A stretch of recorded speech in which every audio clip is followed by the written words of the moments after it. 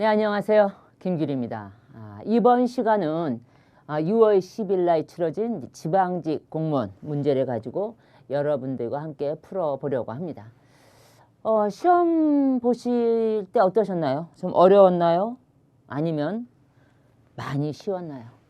제가 이 문제를 봤을 경우에는 우리 4월에 치러진 국가직이라든가 그 예전에 시험과 그렇게 차이가 없이 난이도가 높지 않은 그런 문제들이 출제된 것으로 저는 생각을 했습니다.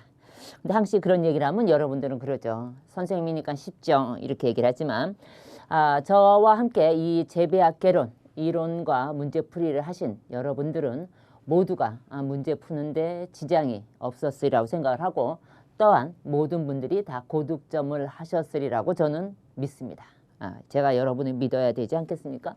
여러분들도 저를 믿고 같이 공부를 하셨기 때문에 아마 모두가 정말 원하는 점수를 얻으셨으리라고 생각을 합니다. 자, 그러면 1번 문제 어떤 문제가 출제가 되었는지 한번 보도록 합시다. 자, 1번 문제가 어떤 문제가 나왔나 보면 작물의 분류와 해당 작물의 연결로 옳지 않은 것은 무엇이냐 이렇게 됐어. 옳지 않은 것은 무엇이냐. 항시 제가 뭐라 했죠? 문제를 받으면 옳은 것을 찾는 건지 옳지 않은 것을 찾는 건지를 꼭 표시를 해달라 했어요. 여기서 헷갈려가지고 마음이 급하다 보니까 뒤에까지 읽지 않고 문제를 푸는 분들이 있어요. 그래서 시험 보고 와, 난 시험 잘 봤어. 나 이번에 만점인 것 같아. 근데 맞춰보면 틀려. 왜? 마음이 급했기 때문에 뒤에까지 문제를 안 읽었기 때문에 제가 수업 중에도 항상 말씀드리지만 이렇게 문제 풀이할 적에는 꼭 표시를 해달라고 말씀을 드렸죠. 자, 그럼 문제를 한번 본격적으로 풀어보자고. 1번 문제. 작물의 분류와 해당 작물의 연결로 옳지 않은 것은 어떤 것이냐 이렇게 돼 있어. 이거 뭐야? 작물의 분류에 대한 문제가 출제가 된 거죠. 이거 어디서 나와서? 재배개설 첫 번째 강 파트 1에서 나온 거죠. 그러면 1번 보자. 녹비작물, 호밀, 자운형, 배치. 녹비작물이 뭐야? 푸른 거잖아. 푸른 작물을 베어서 어떻게? 비료로 쓰는 거지. 비료로 사용하는 작물. 그것을 우리가 녹비작물이라고 하죠. 녹비작물. 그래서 호밀이나 자운형이나 배치는 뭐야? 녹비작물이죠. 그럼 걔는 맞는 얘기네. 그치? 얘는 맞은 얘기다. 지금 옳지 않은 것을 찾으라 했어. 두 번째, 사료작물. 사료작물이 뭐야? 작물을 재배해서 가축의 사료로 이용되는 작물이겠죠. 거기는 어떠한 작물이 있어? 옥수수나 티머시나 라이그라스 이런 것들은 사료작물에 속한다. 그 다음 약용작물. 약용작물은 어디서 봤어요? 교재 여러분들이 보면 재배 처음에 재배개설에서 보면 나오죠. 공예작물에서 보면 섬유작물, 유료작물, 전분작물, 약용작물, 당류작물, 기호작물 이렇게 나오죠. 그렇죠? 그래서 약용작물에 보면 제충국이나 박하나 홉 이런 것들은 약용작물에 속한다. 옳으신 말씀이죠. 그럼 4번 보자. 4번. 유료작물. 유료작물이 뭐야? 기름을 짤 수 있는 거잖아. 기름 유자죠. 기름을 짤 수 있는 거 보니까 아주까리, 왕골, 어저기 이렇게 돼 있어. 근데 어저기는 못 들어보신 분들이 많으실 거예요. 어저기. 그러면 여기서 1번, 2번, 3번 녹비작물, 사료작물, 약용작물이 다 맞는 말이기 때문에 4번이 틀렸는데 어저기를 모르더라도 여기 보면 뭐야? 아주까리는 기름을 짜죠. 아주까리는 기름을 짜지. 그러면 우리가 유료작물에는 뭐가 있어? 참깨, 들깨, 아주까리, 유채, 해바라기 이런 거, 땅콩 이런 등등이 우리가 유료작물에 속하죠. 그렇죠? 그러면 왕골은 뭐야? 어디에 들어가? 왕골이 어디에 들어가겠어? 섬유작물이 들어가지, 그치? 얘는 어디에 들어간다? 왕골은 섬유로 이용되는 거죠. 섬유작물에 들어간다. 섬유작물. 그러면 섬유작물에는 뭐뭐 있었어? 목화나 삼이나 모시풀 이런 것들은 다 섬유작물이죠. 목화라든가 삼이라든가 그 다음에 또 하나 뭐라 했죠? 제가 지금 모시풀 아마 이런 것들은 다 섬유작물이야. 왕골 또한 섬유작물에 속한다. 그럼 이 어저기가 뭔가 보니까 이 밑에 제가 사진을 골라서 하나에 더 올려드렸는데 어저기는 인도가 원산지입니다. 어저기는 인도가 원산지로 이제 귀화식물, 귀화식물이라고 할 수 있죠. 귀화식물. 인도의 원산지가 우리나라 온 거죠. 그래서 이거는 9가의 한 해 살이 풀입니다. 9가의 한 해 살이 풀에 속하더라. 한 해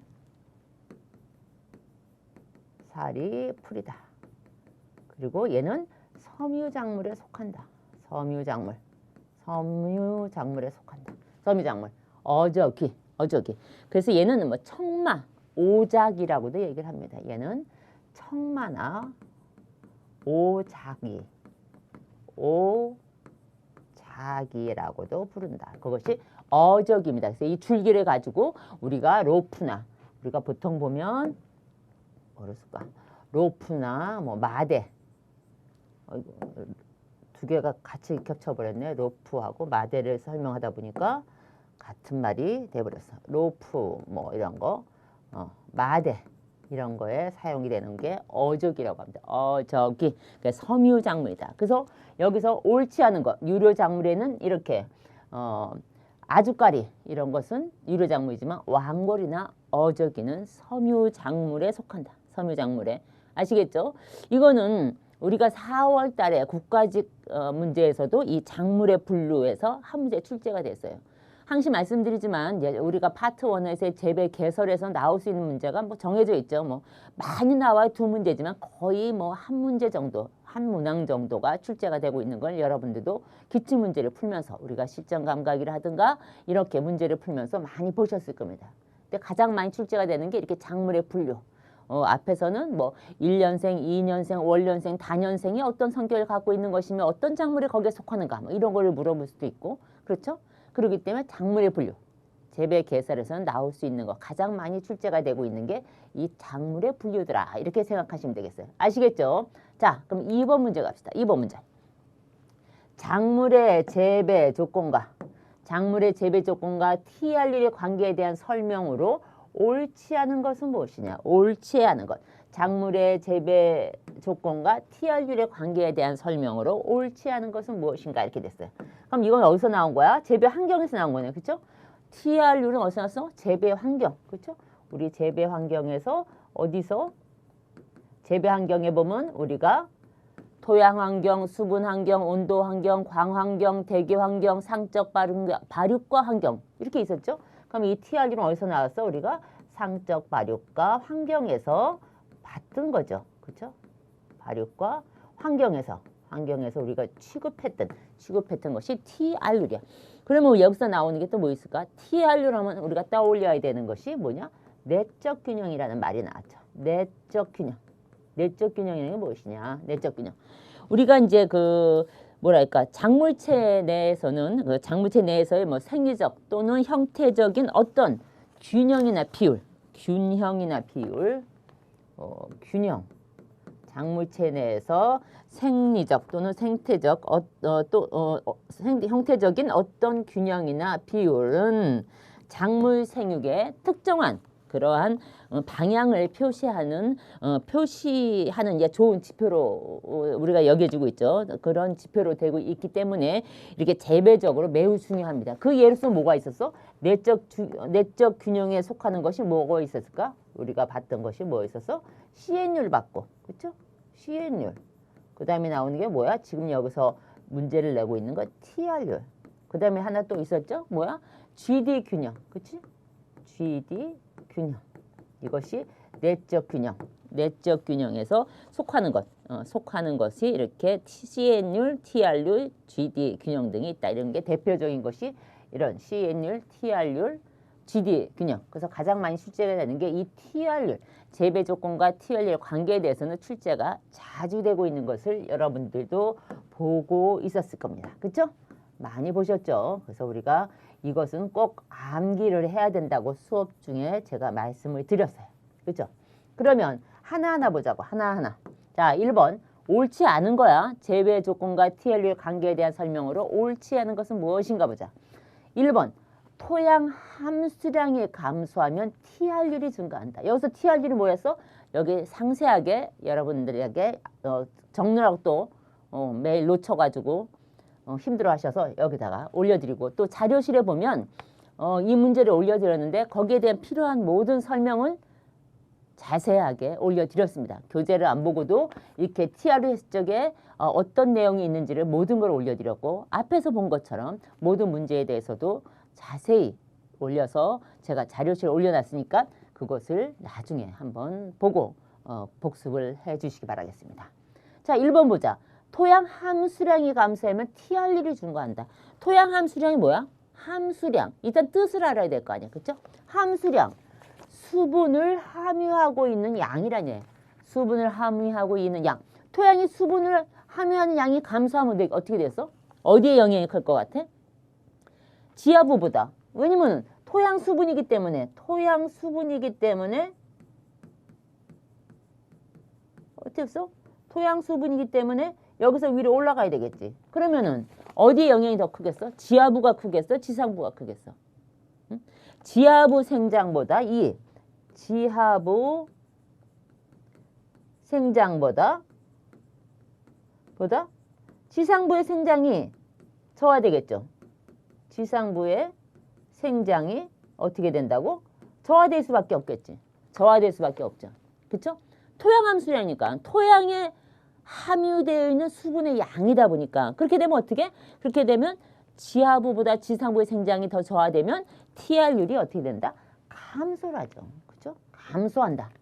그래서 1번이 틀린 거네요. 옳지 않은 거다. 그럼 2번 보자.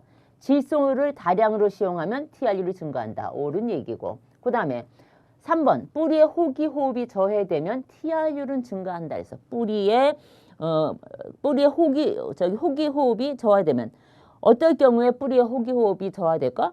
뿌리 공기가 불량할 때게. 뿌리의 토양 공기가 불량하면 그렇죠? 토양 공기가 불량하면 뿌리의 호흡이 저하되겠죠. 그렇게 되면 어떻게 돼서 지상부보다 지하부의 성장이 더욱 감퇴하겠죠. 그럴 경우에는 어떻게? TR율이 증가하더라. 그 다음 4번. 고구마는 파종기나 이식기가 늦어지면 TR율이 증가한다. 고구마 또 뭐가 있었어? 우리가 예를 들은 게 감자가 있었지. 감자. 그치? 고구마와 감자. 고구마와 감자는 파종기나 이식기가 늦어지면 TR율이 증가한다. 그래서 감자, 고구마 등은 파종기나 이식기가 늦어질수록 어떻게 됐어? 지하부의 중량 감소가 지상부의 중량 감소도 크겠죠. 중량이. 왜냐면 고구마, 감자는 중량이 중요하잖아. 근데 지하부의 중량 감소가 어떻게 된다고? 응? 이거 우리 저기 TRU에서 교재에 다 있는 거예요. 지하부의 중량 감소가 지상부의 중량 감소보다 커진다는 거지. 지상부의 중량 감소보다 크기 때문에 TR율이 증가를 하더라. 그래서 이 내적 균형에서 우리가 아까 말씀드린 대로 CN율이나 TR율이나 GD 균형이 있는데 그중에서 이 TR율, 재배 조건과 TR율 관계는 출제가 자주 되고 있기 때문에 정확히 정리를 해서 기억을 해주시기 바라겠습니다. 아시겠죠?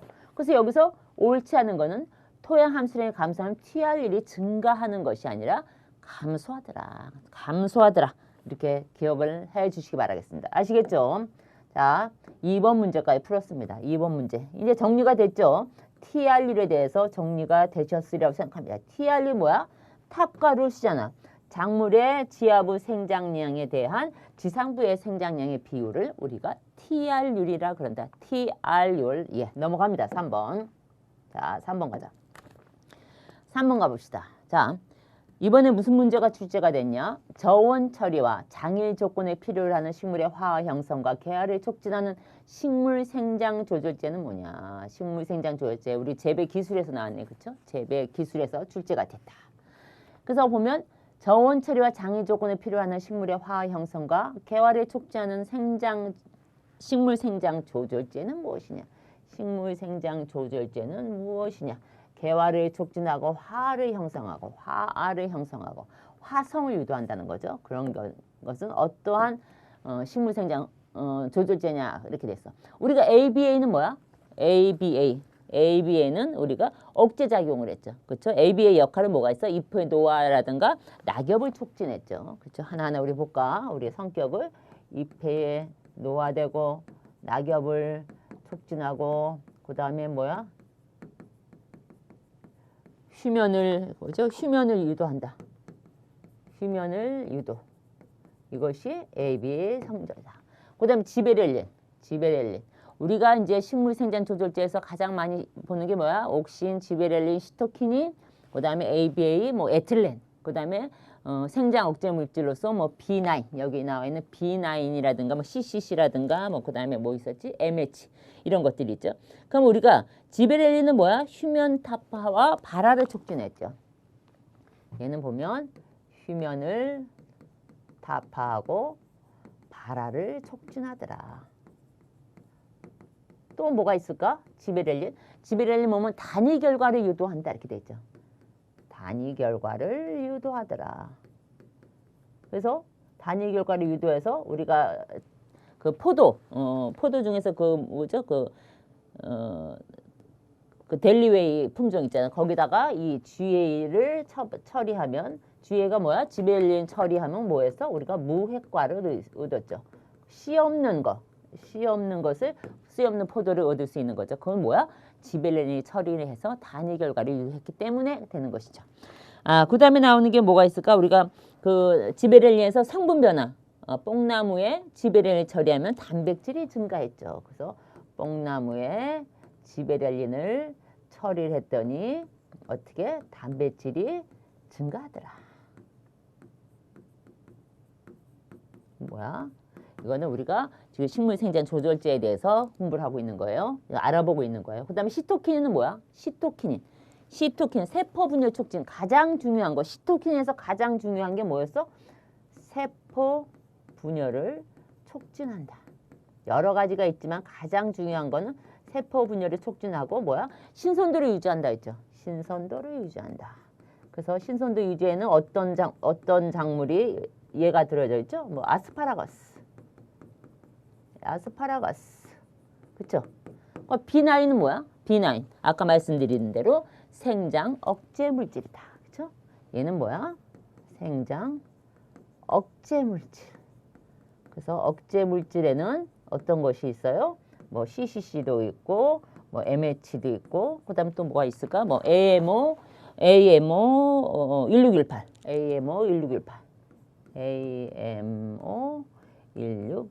이런 것들이 뭐야? 생장 억제 물질이었죠.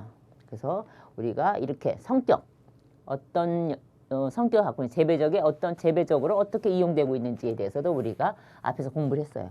그래서 여기서 보니까 화학 형성과 개화를 촉진한다 했을 적에 답이 무엇이냐? 지베렐린이야. 지베렐린. 여기 자세히 써드린 것처럼 저온 처리와 장애 조건에 필요하는 원년생 작물에 지베렐린을 처리하면 화성을 유도하고 개화를 촉진하는 효과가 있는 것이 지베렐린이다.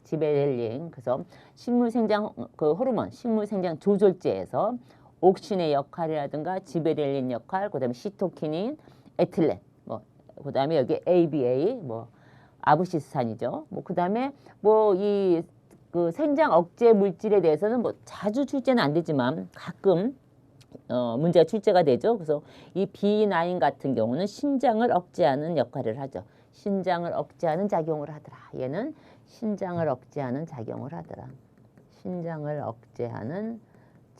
하더라. 이렇게 기억을 해 주시면 되겠습니다. 그래서 문제 3번의 답은 2번. 네, 아시겠죠? 자, 4번으로 넘어가겠습니다. 4번으로 넘어가 볼까요? 4번 문제는 어쩔지? 4번 문제. 다음에서 설명하는 관계법은 뭐냐? 우리 관계가 뭐야? 관수이죠. 관계라고도 하고 관수라고 되죠. 그러면은 관계는 뭐야? 물을 대주는 거지. 그럼 이게 반대는 뭐야? 항시 우리가 공부했던 거 배수. 물을 빼주는 거는 배수라 그러고 물을 대주는 거는 관수라 그런다. 그럼 여기서 제시한 것이 무엇인가 보자. 물을 절약할 수 있다. 표토의 유실이 거의 없다. 시설집에서 주로 이용한다. 정밀한 양의 물과 양분을 공급할 수 있다. 여기서 보면 고랑관계, 살수관계, 전면관계 이렇게 돼 있죠. 그러면 우리가 지표관계는 뭐가 있어? 저렇게 고랑관계나 그 다음에 전면관계. 전면 관계가 있다. 그 다음에 살수 관계. 살수 관계. 살수 관계도 우리가 다른 말로 뭐라, 에이, 관계가 왜 관계로 넘어갔나? 잠시만요. 관계가 아니라, 이를 잘못 썼습니다. 우리가 살수 관계를 뭐라 그래? 스프링클러. 그래서 스프링클러 하면은 뭐야? 공중에서 공중에서 물을 뿌려대는 거. 그걸 갖다 우리가 살수 관계, 스프링클러법 이렇게 얘기를 하죠. 그래서 전면 관계는 지표면에 물을 흘러대는 것. 그 다음에 고랑 관계는 이랑을 세우고 이랑 사이에 물을 대어주는 것. 그걸 고랑 관계라 그런다. 여기서 말하는 점적 관수, 이거 많이 보셨을 거예요. 요즘에 보면 그 바닥에다가 그 호스에 미세한 구멍을 뚫어서 원하는 작물의 그 부위에다가 물이 조금씩 떨어지게 하는 것. 그러다 보니까 물이 절약할 수 있고 표토의 유실이 적을 수 있죠. 그래서 이런 점적 관수는 점적 관수는 이렇게 시설 재배에서 요즘에 주로 이용이 되고 있습니다. 그리고 또 이 점적 관수의 장점이라고 볼 수 있는 게 넓은 면적을 균일하게 관수할 수 있습니다. 넓은 면적을 균일하게 관수할 수 있더라. 넓은 면적을 균일하게 관계를 할 수 있더라. 이러한 장점을 갖고 있다는 거죠. 점적 관수의 장점은 이렇게 물을 절약하고 표토의 유실을 줄이고 그 다음에 넓은 면적에 균일하게 관계를 할 수 있다는 것. 이것이 점적 관계의 장점이라고 볼 수 있습니다. 이런 문제, 지금까지 1번, 2번, 3번, 4번 문제를 봤지만 너무너무 쉽죠? 그러니까 1번 문제부터 사실 어려우면 많이 긴장을 하죠. 제가 항상 말씀을 드리지만 공부를 많이 했든 공부를 하지 않았든 모든 수험생들은 긴장을 하게 돼 있습니다. 저도 마찬가지예요. 저도 여러분들이 시험을 보러 가면 저도 긴장을 하고 있으니까. 근데 문제가 1번부터 어려운 문제가 나면 내가 모르는 문제가 나오면 당연히 당황을 하고 뭐 정신이 혼미해지죠. 하지만 이 올해처럼 이렇게 문제가 1번, 2번, 3번, 4번이 수월하게 넘어가면 이제 자신감이 붙는 거야. 그렇죠? 그 자신감을 붙어서 다음 문제 5번 해보자고. 자, 문제 5번.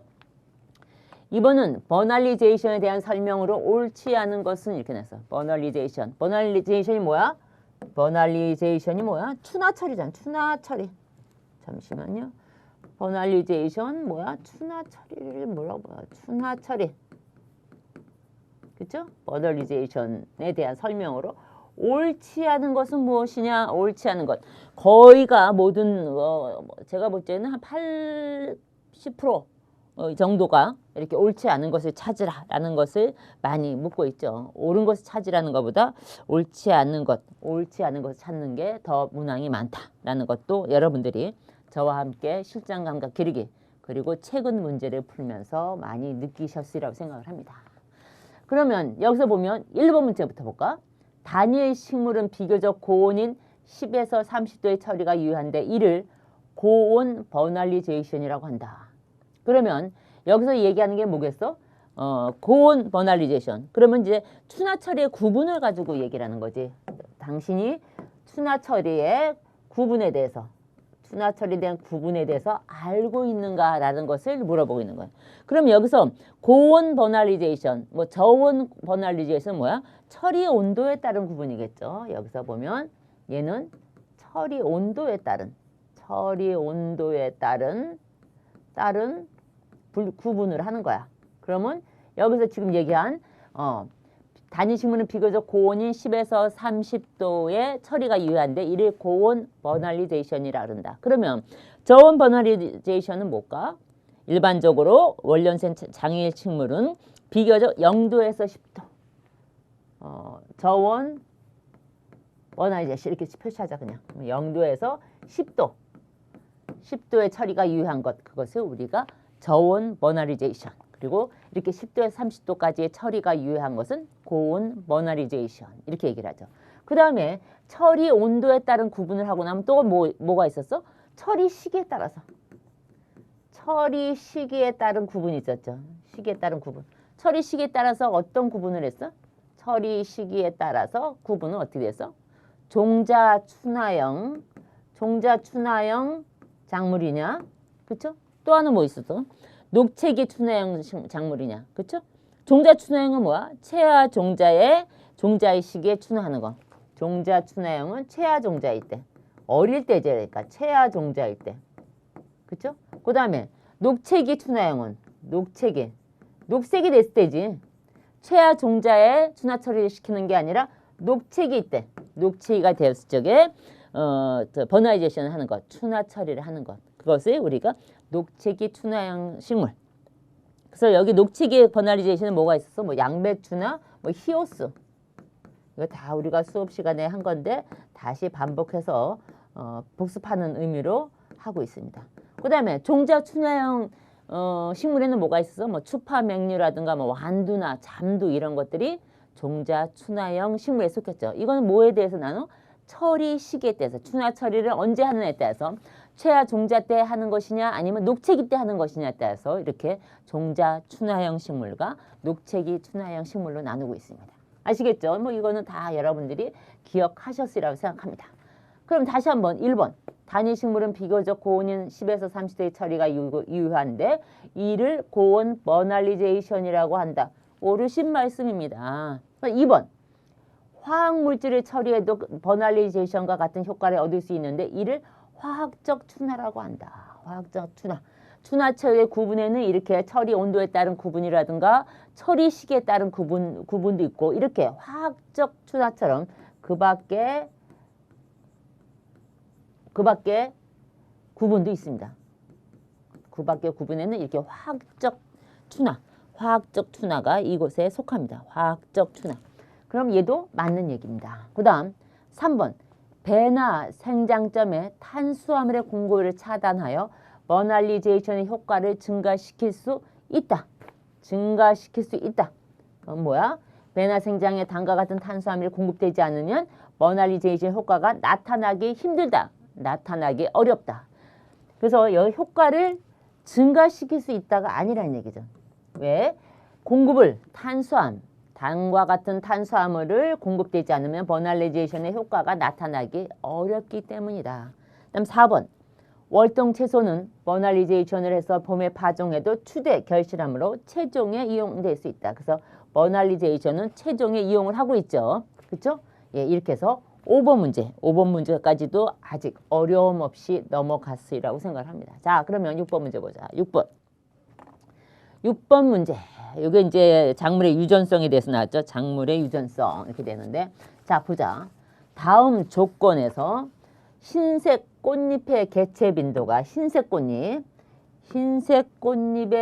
개체 빈도가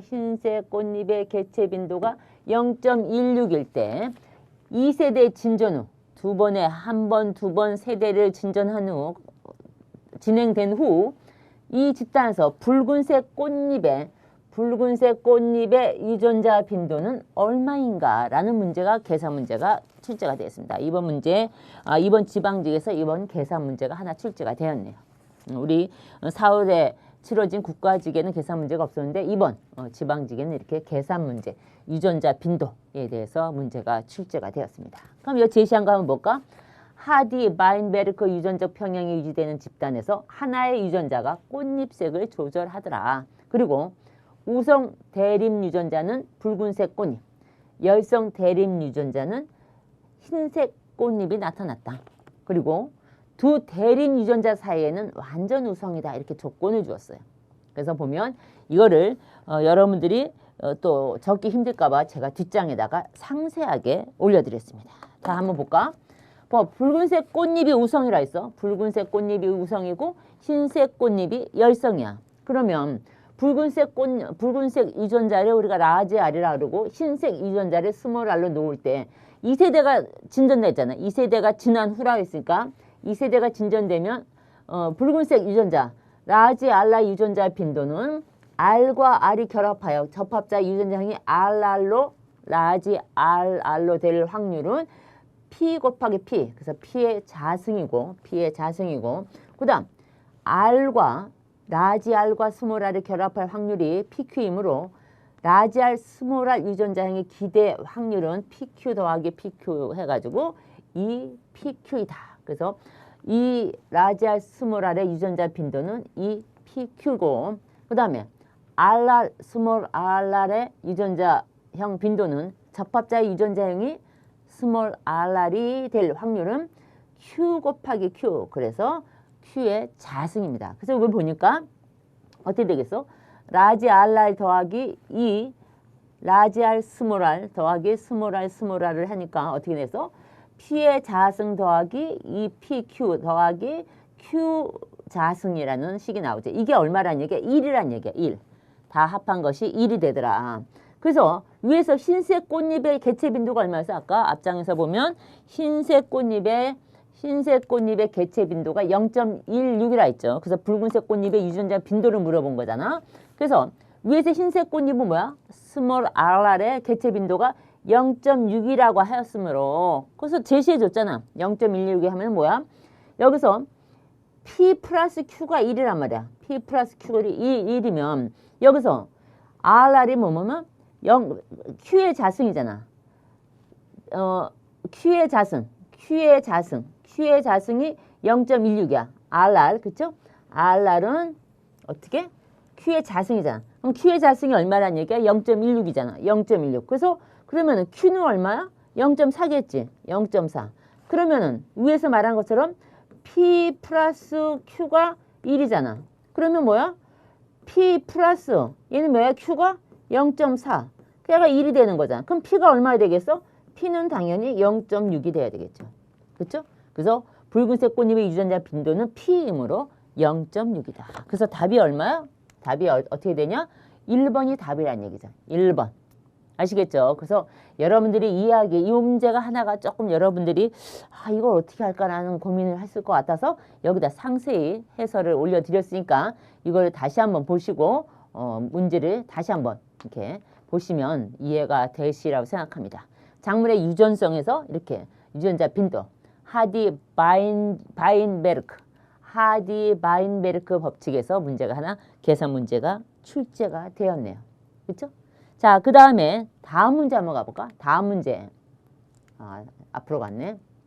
다음 문제. 7번 문제 한번 보자. 7번 문제. 자, 7번 문제. 다음 조건에서 F2의 표현형과 유전자형의 P가 옳지 않은 것은 어떤 것이냐? 옳지 않은 것은 어떤 것이냐? 그래서 옳지 않은 걸 찾으라 해서. 자, 그럼 여기서 주어진 조건을 볼까? 멘델의 유전 법칙을 따른다. 유전자 라지 WG는 각각 유전자 스몰 WG에 대하여 완전 우성이다. 그래서 얘는 우성이라는 얘기죠. 스몰 WG보다 대하여 완전 우성이고 그 다음 둥근 항색 종자의 유전자형은 WG다. 이건 뭐라 했어? 이게 표시를 뭐라 했어? WWG를 이렇게 쓸 수 있다고 얘기했죠. 그렇죠?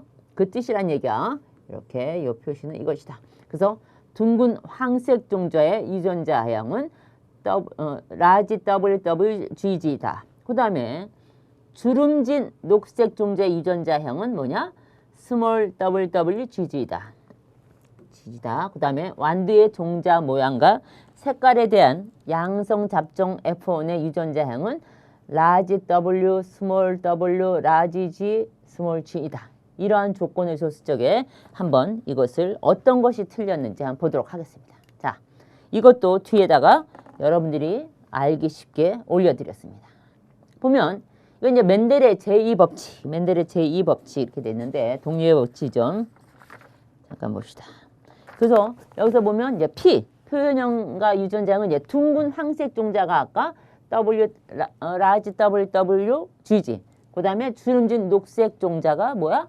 스몰 WWGG야. 그러면 여기서 라지 WG, 스몰 WG 해가지고 여기서 나오는 게 뭐가 나오겠어? 얘가 나오겠지? 라지 W와 스몰 W. 그 다음에 라지 G와 스몰 G가 나오겠죠. 예? 그래서 이것을 표현형, F2 표현형 및 유전자형을 보니까 표현형 빈도를 보면 둥근 황색은 16대 9. 그래서 WWGG,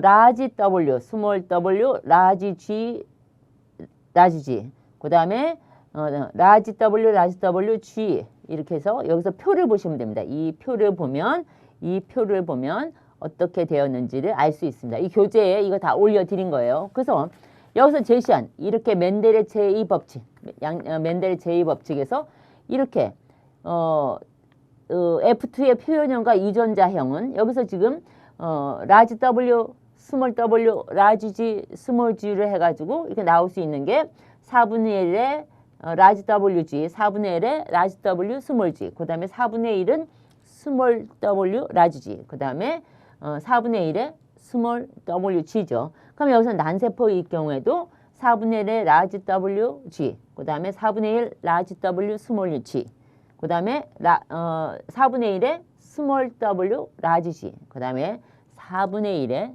W, 스몰 WG가 이렇게 나온단 말이에요. 그래서 이렇게 하나, 둘, 셋, 넷, 16가지가 나왔네요. 그쵸? 그쵸? 그래서 16가지 중에서 둥근 항색의 경우에는 16가지에서 9개. 그래서 16대 1, 16대 2, 16대 2, 16대 해가지고 색깔 딴 색으로 해야 됐다. 그래서 4개, 2개, 2개, 하나. 그럼 몇이야? 3개, 5개, 4개, 5, 6, 7, 8, 9개. 그래서 16분의 9. 이것은 둥근 항색으로 표현형 빈도는 둥근 항색이 16분의 9로 표현이 됐고 유전자형은 이렇게 16대 1, 16대 2, 16대 2, 16대 4로 나오더라. 그 다음에 둥근 녹색은 16분의 3. 표현형 빈도로는 16분의 3으로서 W, 라지 W, 라지 W, 스몰 G, 스몰 G, 라지 W, 그 다음에 스몰 G, 스몰 G, 녹색. 그 다음에 나올 수 있는 게 라지 W, 스몰 W, 그 다음에 스몰 GG. 그 다음에 나올 수 있는 게 16분의 3의 주름진 황색. 그래서 둥근 황색과 둥근 녹색과 주름진 황색과 주름진 녹색 이렇게 표현형이 나타나더라. 그래서 이것을 보니까 앞의 내용과 틀릴 수 있는 것이 1번이 틀렸더라. 2번은 16분의 1 라지 WW 스몰 GG, 16분의 2의 라지 W 스몰 W 스몰 GG. 그 다음에 주름진 황색은 표현형이 16분의 3으로서 16분의 1의 스몰 WW 라지 GG. 그 다음에 16분의 1의 2의 스몰 WW 라지 G 스몰 G로 나오더라. 그래서 2와 1 이렇게 해가지고는 주름진 황색이 16분의 3으로 표현이 되더란 얘기죠. 그 다음에 주름진 녹색은 16분의 1의 스몰 WW GG로 유전자형이 표현이 되더란 얘기죠.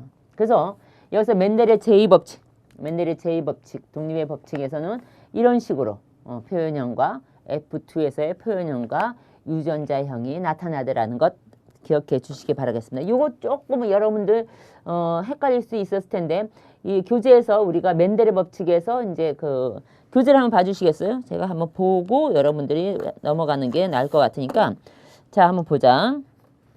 어디 몇 페이지쯤 있나 보자. 그래서 이 교재를 보면 여러분들 맨델의 법칙 있죠. 맨델의 법칙에서 보면 처음에 나오는 게 단선 잡정 유전 분리와 맨델 제1법칙 있고 그 뒷장을 보면 양성 잡정 교배와 맨델의 제2법칙 있죠.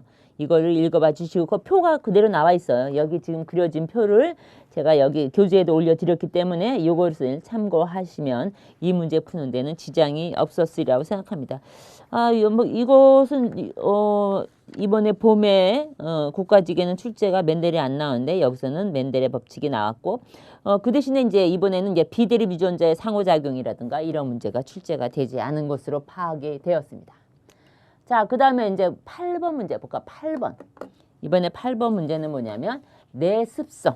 내습성에 대해서 문제가 나왔네. 작물의 내습성에 대한 설명으로 옳지 않은 것.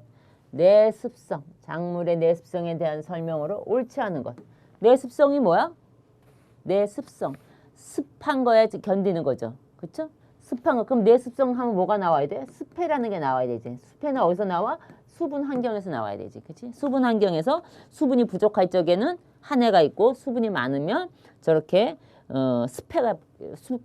수해 이런 거는 수분이 많을 경우 그럴 경우에 우리가 수해 이렇게 얘기를 하죠. 그래서 이 습해가 뭐야? 습해. 토양의 과습 상태가 되면 어떻게 되겠어? 일단 산소가 부족하게 되죠. 그죠? 토양이 물로 포화되어 있으면 과습 상태가 지속이 되면 어떻게 되겠어? 산소가 부족하고 되고 그렇게 되면 뿌리가 상하고 부패해지고 그 다음에 어떻게 됐어? 지상부가 황화하고 그 다음에 어떻게 돼서 위조고사한다. 위조고사가 뭐야? 말라서 죽게 되더라는 얘기지. 그게 습해란 얘기죠. 그럼 이 내습성 하면 뭐야? 쌍식 내자가 뭐였어? 견딜래자 있잖아. 견딜래. 그래서 내습성, 내건성, 내한성 뭐 이렇게 많은 얘기를 했잖아요. 그렇죠? 그래서 여기서 물어보는 거 뭐야? 내습성에 대한 설명으로 옳지 않은 것. 내습성에 대한 설명으로 옳지 않은 것은 무엇인가 이렇게 됐어요. 그렇죠? 문제가. 그러면 1번. 뿌리 조직의 목화는 내습성을 강하게 한다. 뿌리 조직의 목화는 내습성을 강하게 한다. 이렇게 됐어. 뿌리 조직의 목화는 환원성 유해 물질의 침입을 막아서 환원성 유해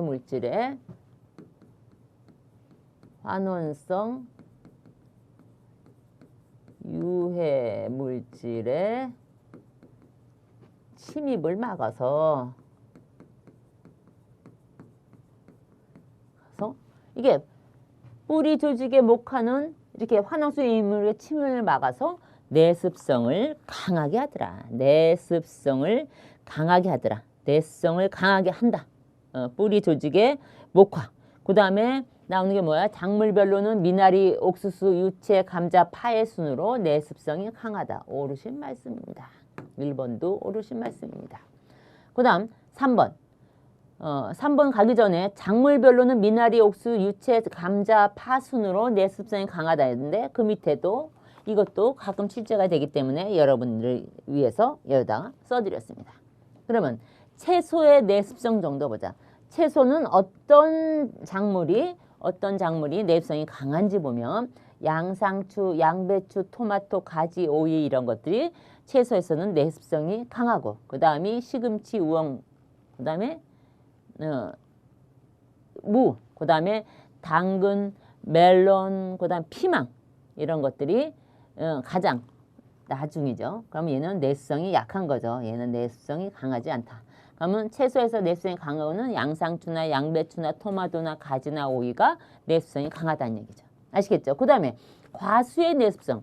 어떤 과수가 습해에 강하냐, 과습에 강하냐인 거죠. 그죠? 과습에 강하냐 하면은 올리브가 가장 강하고 그 다음에 밤이나 복숭아, 무화과는 과수에서 내습성이 약한 그 과수에 속한다고 보시면 되겠습니다. 그래서 공부하시는 길에 이렇게 작물별로의 내습성이라든가 채소의 내습성, 과수의 내습성도 기억을 해 주시기 바라겠습니다. 아시겠죠? 자, 그러면 이제 9번 갑시다. 뭐 무난히 넘어가죠. 아까 앞에서 그냥 그 계산 문제라든가 맨들 때문에 조금 했을 거예요. 하지만 문제 푸는 데는 지장이 없으리라고 생각합니다. 그렇죠? 예. 그럼 자, 9번 문제 볼까? 9번 문제. 작물의 상적 발육에 대한 설명으로 옳지 않은 것은 상적 발육에 대한 설명으로 옳지 않은 것은 무엇이냐? 1번. 고위도 지대에서의 벼 종자 생산은 감광형이 가문형에 비하여 개화와 수확이 안전하다. 감광형이 뭐야? 우리가 여기서 보면 기상생태형에서 보면은 기본 영양 생장형, 그렇죠? 기본 영양 생장형. 그래서 얘는 어떻게 표시를 했어? BLT형 이렇게 했죠. 그 다음에 감광형은 어떻게 표현했어? 비광 LT. 그쵸? 가문형은 뭐야? 온도에 가문하는 거잖아. BLT. 온도가 대문자라는 얘기죠. 그쵸? 이렇게 봤죠? 기본 영양 생장형, 감광형, 그 다음에 가문형. 그래서 고위도 지대에서의 벼 종자 생산은 감광형이 가문형에 비하여 개화와 수확이 안전하다 했는데 이것에 대해서 상세하게 여러분들을 위해서 아래 써드렸습니다. 자, 보자. 고위도 지대. 우리가 그 기본 영양 기상생태형을 봤을 적에 저위대 지대, 고위도 지대, 그다음에 중위도 지대 이렇게 나눠서 공부를 했죠. 고위도 지대의 성격을 보니까 5월에 고온기가 있고 8, 9월에 단일기간이 있으며 일찍 서리가 오고 단익에 접어들면 기온이 곧 차가워지더라. 냉해지더라.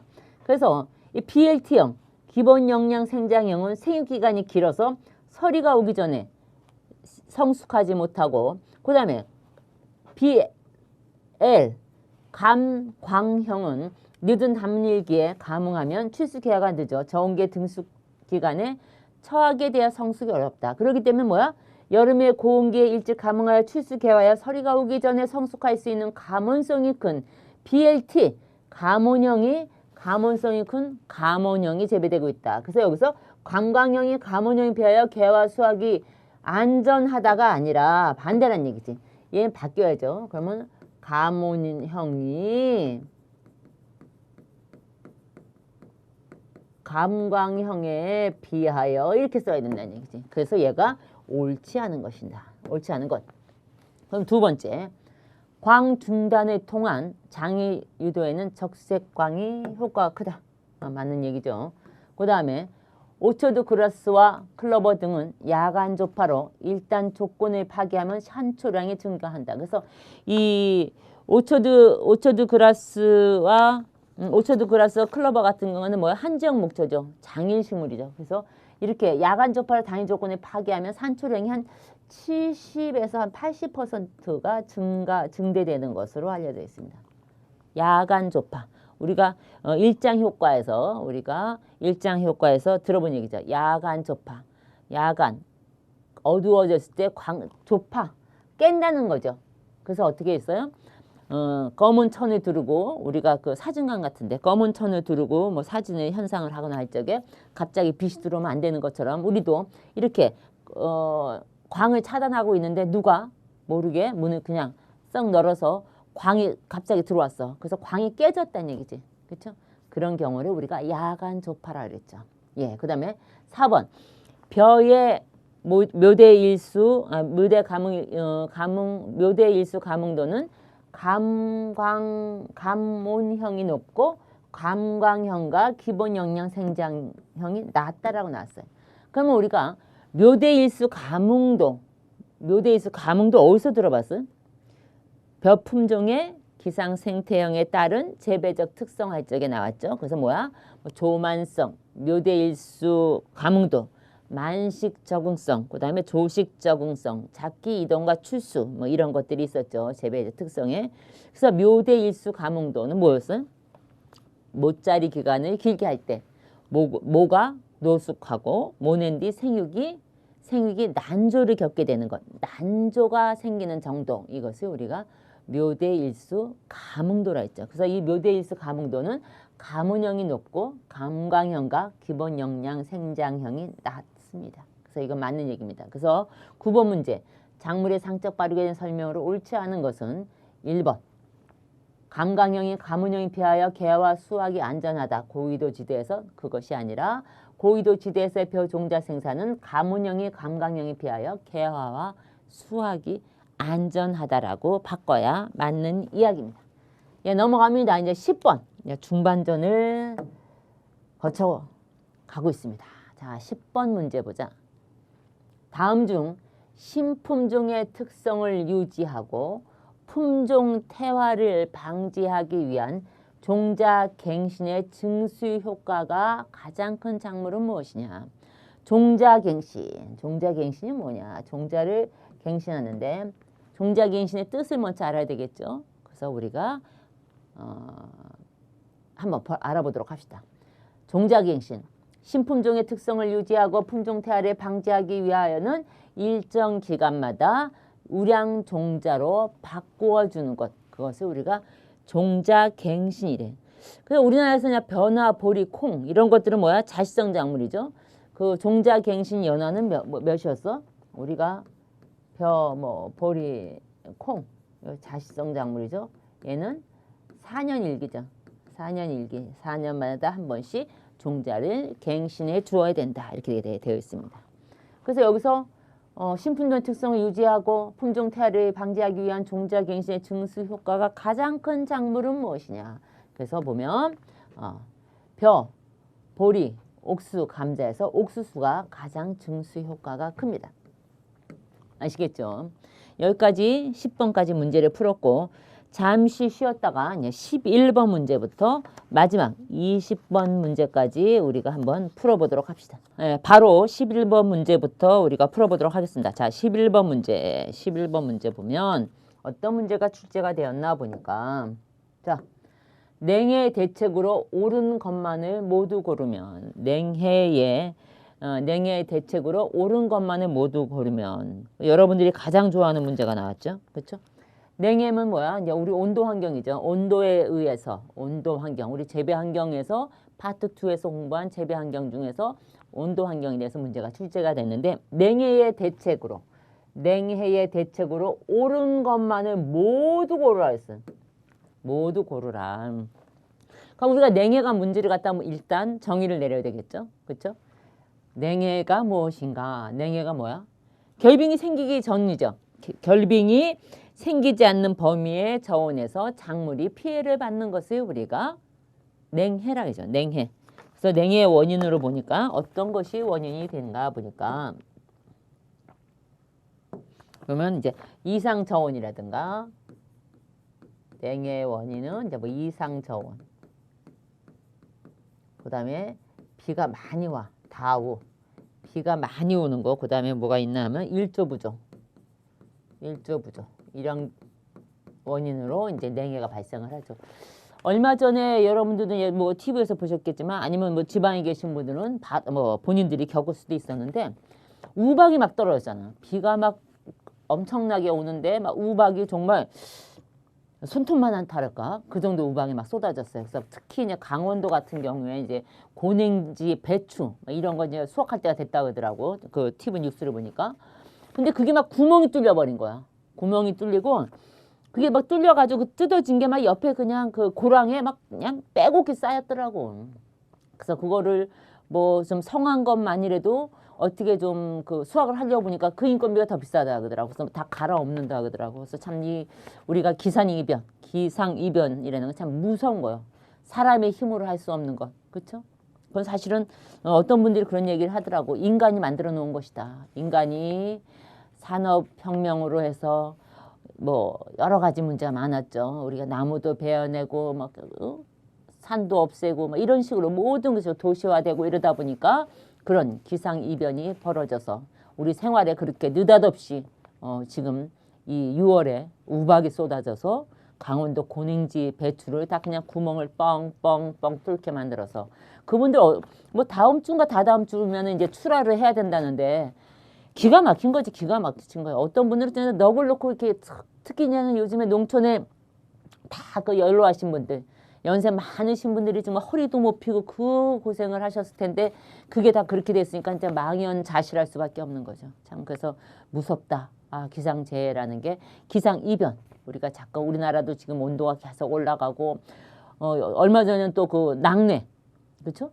그래서 막 뭐 서핑하는 사람들이 한 분이 뭐 이렇게 사망을 하고 뭐 이런 경우 정말 우리가 예상치 못했던 그런 일들이 많이 벌어지는 것 같아요. 그래서 우리 한 사람 한 사람만이라도 서로가 그런 좀 실천하는 기상 이변 우리가 뭔가 버리는 문제도 그렇고 조금 아끼고 좀 생각을 해볼 그 부분이 많지 않은가라는 생각을 했습니다. 자, 냉해를 얘기하다 보니까 이제 뉴스 생각이 나서 잠시 말씀을 드렸는데 각설하고 자, 문제를 풀어보도록 합시다. 냉해의 대책으로 옳은 것만을 모두 고르면 기억, 물이 넓고 얕게 고이는 온수 저류지를 설치한다. 암거 배수하여 습답을 개량한다. 객토를 실시하여 누수답을 개량한다. 리을, 만기재배, 만식재배를 하여 성숙기를 늦춘다. 이렇게 돼 있어요.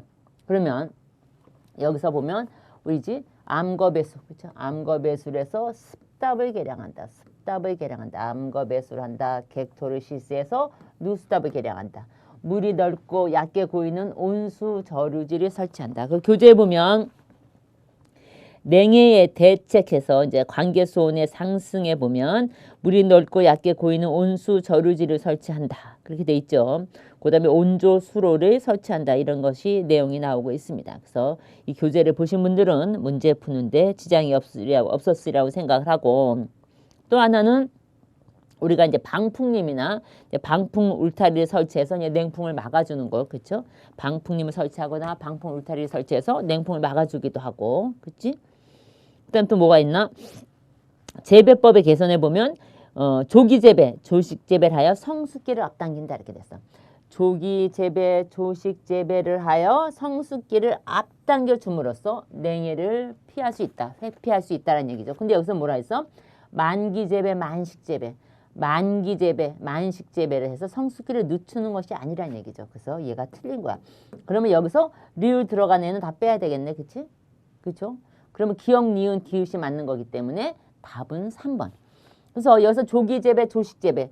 조기 재배, 일찍 재배하고 조식 재배. 조식하는 뭐야?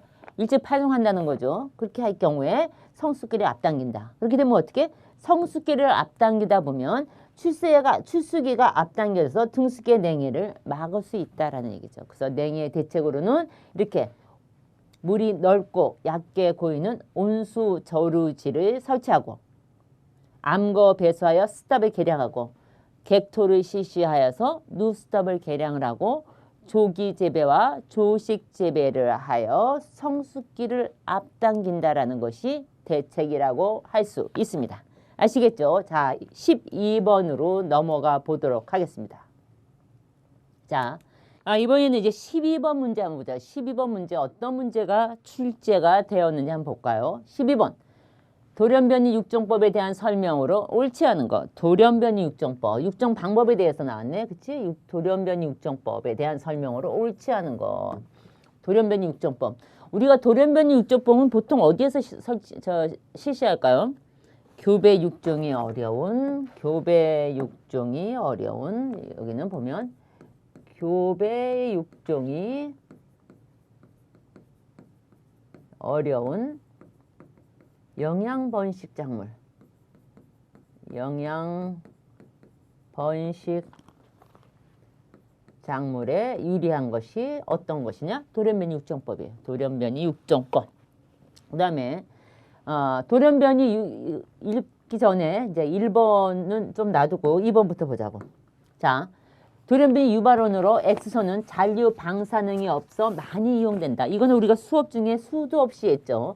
돌연변이 유발원으로 X선은 잔류 방사능이 없어 많이 이용된다는 것은 수없이 우리가 공부했던 내용입니다. 그렇죠? 그 다음에 3번. 인이 돌연변이체는 세포질에 결함이 생겼거나 또는 돌연변이와 함께 다른 형질이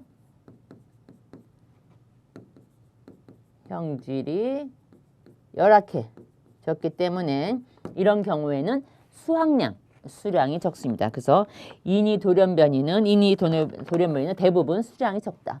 인이 돌연변이체는 대부분 수량이 적다. 그 원인으로는 이렇게 세포질에 결함이 생겼거나 또는 돌연변이와 함께 다른 형질이 열악해졌기 때문에 수확량이 적다. 얘는 맞는 이야기입니다. 그 다음에 4번. 이형 접합성인 영양번식 작물의 돌연변이 유발원 처리로 체세포 돌연변이를 얻는다. 이형 접합성이 높은 영양번식 작물의 돌연변이 유발원 처리로 체세포 돌연변이를 얻는다. 이것 또한 옳으신 말씀입니다. 그럼 자, 1번 보자. 1번. 돌연변이 유발원을 처리한 당대에 돌연변이체를 선발한다 했어. 언제 선발한다고? 당대에 돌연변이체를 선발한다라고 돼 있어요. 그럼 뭐야? 아래 제가 상세히 써드렸습니다. 한번 읽어볼까요?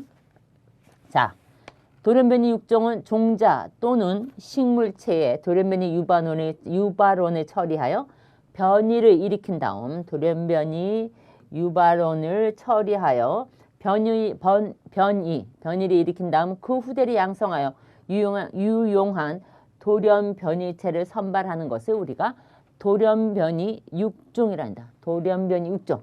그래서 돌연변이 육종에서 세대는 돌연변이 유발원을 처리한 단계를 첫 번째를 M1 세대, 그 다음에 M2, M3 이런 식으로 표시를 합니다. M1, M2, M3.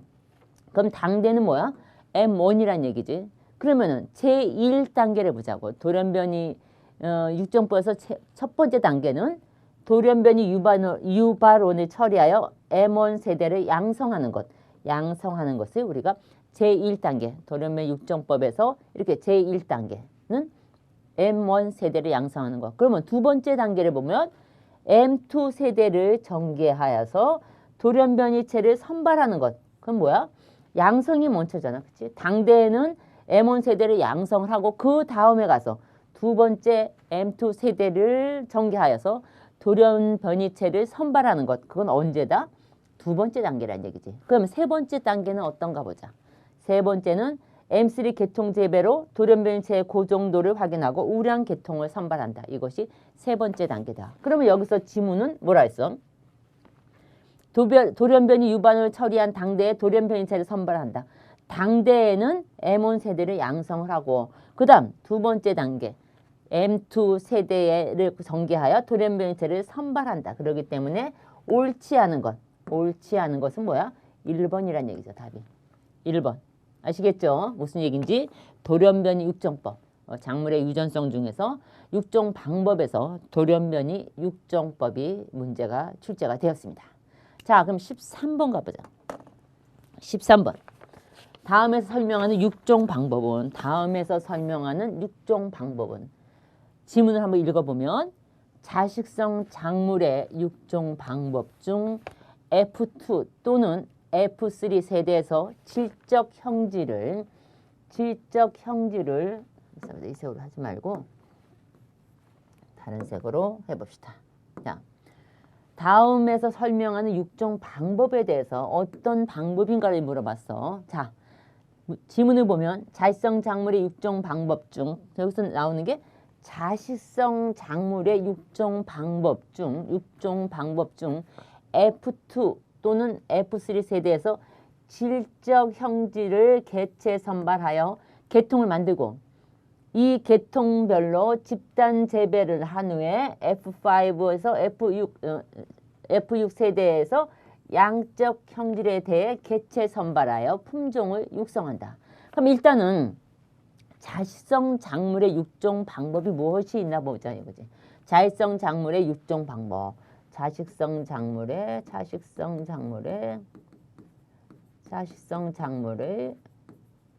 육종 방법. 방법에는 뭐야? 우리가 순계 선발해가지고 분리 육종이 있었죠. 뭐 분리 육종, 계통 육종, 그다음에 집단 육종, 그다음 뭐 있어? 파생 계통 육종, 그다음 뭐가 있어? 역유배 육종. 이거 뭐야? 자식성 작물의 육종 방법에는 이렇게 계통 육종, 집단 육종, 분리 육종, 파생 계통 육종, 역유배 육종, 일개체, 일계통 육종. 일개체, 일계통 육종. 이것이 자식성 작물의 육종 방법이야. 그러면 여기서 우리가 계통 육종과 집단 육종에서 우리가 항시 공부할 적에 비교가 있었죠. 계통 육종과 집단 육종.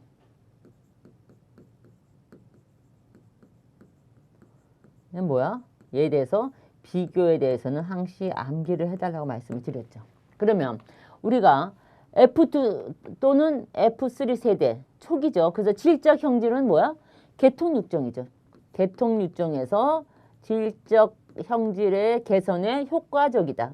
계통 육종. 그 다음에 집단 재배를 한 후 F5에서 F6 세대의 양적 형질은 뭐야? 집단 형질, 집단 육정이죠. 집단 육정. 그러면 이거는 뭐야? 계통 육정은 아니라는 얘기네, 그치? 얘는 일단 빠져야 되네.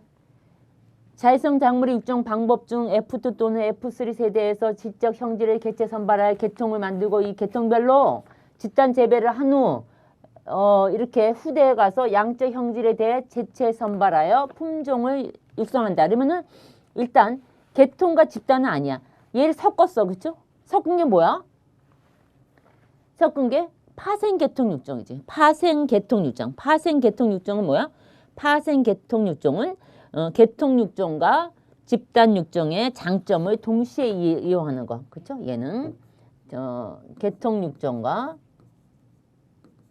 집단 육정을 동시에 이용하는 육정법이다. 이용하는 육정법을 우리가 파생계통 육정이라 한다. 그리고 우리가 그 일개체 일계통 육정은 뭐였어? 분리세대에서 매세대 모든 개체로부터 일립시 채종하여 집단 재배하고 후기 세대에 계통 재배하여 순계를 선발한 육종 방법을 일개체 일계통. 여기는 뭐야? 일립시 채종이라는 말이 나와야 되죠. 일립시 채종하여 이렇게 이런 말이 나오면 일개체 일계통 육종이야. 그럼 역엽의 육종은 뭐야? 역엽의 육종. 역엽의 육종은 뭐라 해서 우리가 백크로스라 하죠. 백크로스. 어떨 때 역엽의 육종을 하지? 어떨 때 역엽의 육종을 실시했을까요? 어떨 때? 우리가 이제 우량 품종이지만 한두 가지 결점이 있을 때 이를 개량하는데 사용하는 육종 방법이 뭐였어? 역엽의 육종이었죠. 그렇죠? 그래서 역엽의 육종은 양친 A와 B가 교배해서 F1이 나올 거 아니에요. 그렇죠? F1이 나왔을 때 얘를 F1이 나왔을 적에 이 그 F1을 양친 중. 그래서 여기서 이제 양친 A와 B를 교배한 F1을 양친 중 A나 B 어느 하나와 다시 교배하는 것.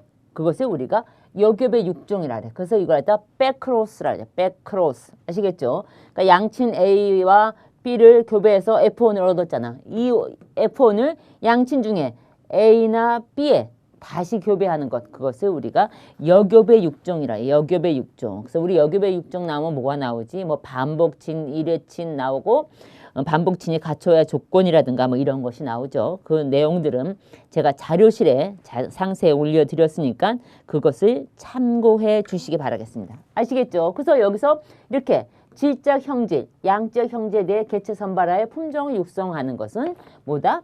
파생계통 육종이다. 그래서 파생계통 육종은 이렇게 계통 육종과 집단 육종을 동시에 이용하는 육종 방법이다. 이렇게 보시면 되겠습니다. 그리고 일개체 일계통은 이제 계통 육종과 집단 육종의 장단점을 보완해서 절충한 그러한 육종 방법.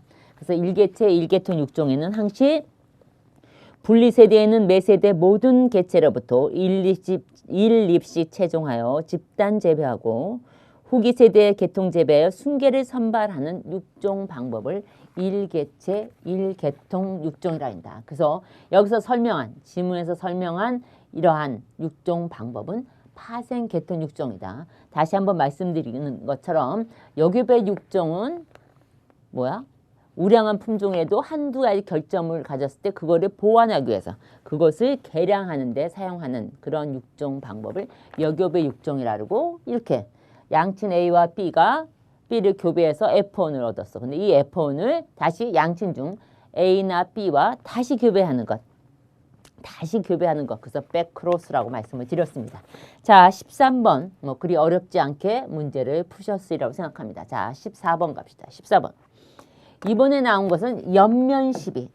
연면시비에 대한 문제가 출제가 되었습니다. 연면시비에 대한 설명으로 옳은 것을 찾으라 그랬네. 그러면 3개는 틀렸다는 거야. 하나만 맞은 거지. 그쵸? 연면시비. 입에다가 비를 시비하겠다는 거잖아. 그치? 땅에다가 뭐랄까 토양에다가 그러니까 연면시비는 토양시비하고는 다른 거죠. 토양시비. 토양에다가 비료를 주는 게 아니고 얘는 어떤다? 옆면 입에다가 주겠다는 얘기지. 입에다가. 근데 입에다가 왜 주겠냐 이거지. 왜 입에다 주느냐. 입에다 주는 것. 옆면에 시비하는 원인이 뭐냐 하면 우리가 이제 뭐 여러 가지가 있겠죠. 뭐 급속하게 영양을 회복시켜 줄 때, 급속하게 영양 회복이 필요할 때, 영양 회복이 필요할 적에 우리가 뭐 동상해나 무슨 뭐지 뭐 병충해에 의해서 피해를 입었을 경우에 이제 급속한 영양 회복을 요구할 적에 우리가 급속한 영양 회복을 위해서 잎에다가 우리가 비료를 시비를 한다는 거죠. 그다음에 미량 요소를 공급해 준다든가, 그렇죠? 이거 다 우리가 수업 중에 했던 겁니다. 미량 요소를 공급해 준다. 그다음에 또 뭐가 있을까? 옆면 시비하는 이유가 보면은 그다음에 뿌리의 흡수력이 약해졌을 때, 뿌리의 흡수력이 약해졌을 때, 뿌리의 흡수력이 약해졌을 때, 약해진 경우 뭐 이래도 되겠죠. 그다음에 뭐 또 뭐가 있을까? 뭐 품질 향상, 품질을 향상하기 위해서. 그다음에 또 뭐가 있나? 보면 뭐가 있을까? 토양 시비가 어려운 경우, 토양 시비가 어려운 경우, 이런 경우에는 어떻게 한다? 옆면 시비를 한다는 얘기죠. 옆면 시비. 토양에 시비하지 않고 잎에다가 시비하는 것. 그래서 우리가 옆면 시비를 한다. 옆면 시비. 그 토양 시비가 어려운 경우가 뭐가 있을까? 이제 우리 과수원 같은 경우에 초생 재배. 그렇죠? 얘는 이제 과수원 같은 경우에 초생 재배. 풀을 키워서 재배하는 거죠. 이런 경우. 초생 재배 반대가 뭘까? 천경 재배겠죠. 다 베어버리는 것. 하지만 이렇게 과수원의 초생 재배 등으로 해서 토양 시비가 어려운 경우, 그런 경우에도 옆면 시비를 하더라. 이렇게 보시면 되겠습니다. 그래서 옆면 시비는 이런 것이다라는 것 아시고, 자 1번부터 보도록 합시다. 스패를 받은 맹류는 요소, 망간 등의 옆면 시비를 삼가야 한다. 옆면 시비를 삼가야 된다. 근데 스패를 받으면 어떻게 되겠어요? 스패. 과습이라 했잖아. 스패는 뭐야? 과습하다 보면 뭐야? 산소가 부족하고 뿌리가 상하고, 그렇죠? 뿌리가 썩게 되겠죠. 그다음 위에까지 지상부까지 문제가 생겨서 나중에 위조되고 고소한다라고 말씀을 드렸죠. 그러면 스패를 받는 맹류는 뿌리가 상하고, 스패를 받은 맹류는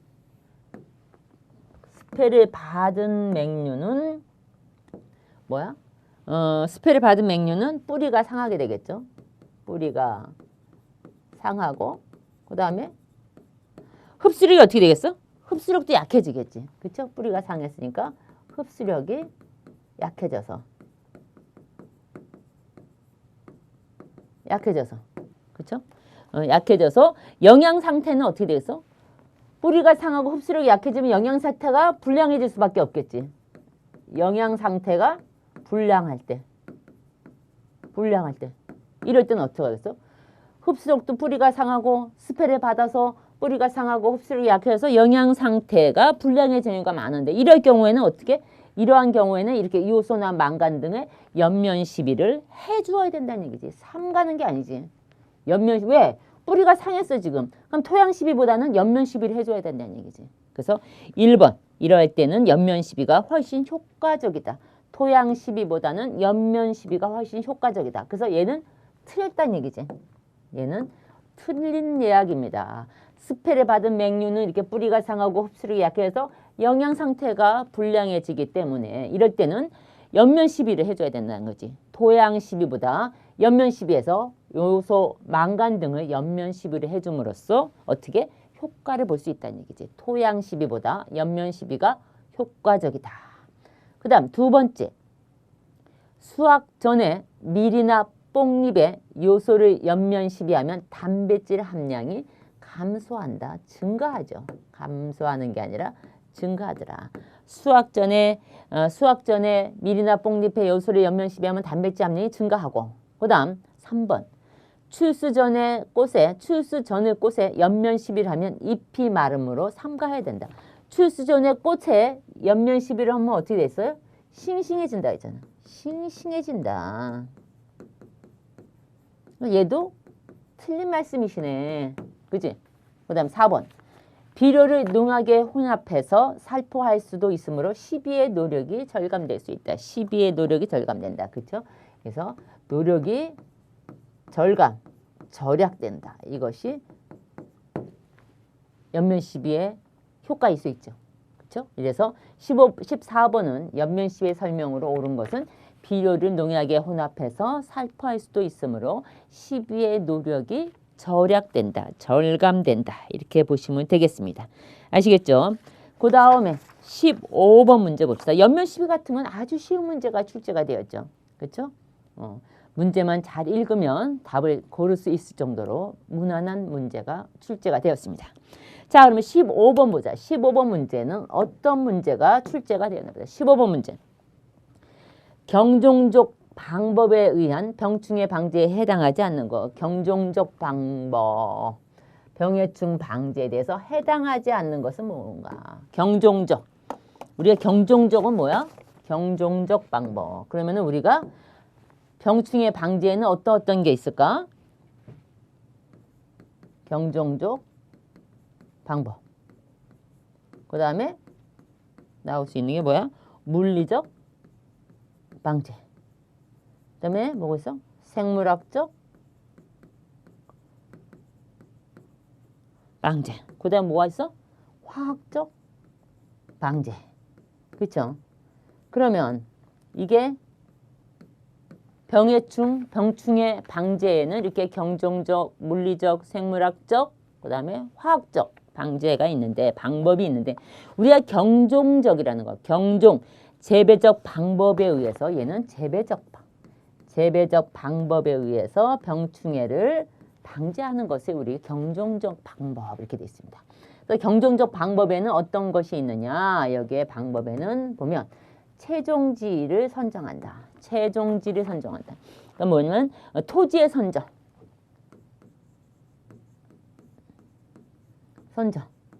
그 다음에 무병종자를 선택한다.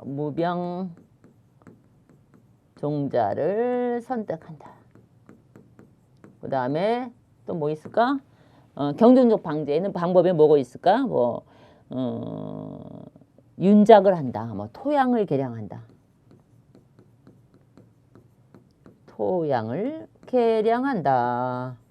이런 것이 경종적 방법이야. 그러면 우리가 물리적 방법에는 뭐가 있을까? 물리적 방법.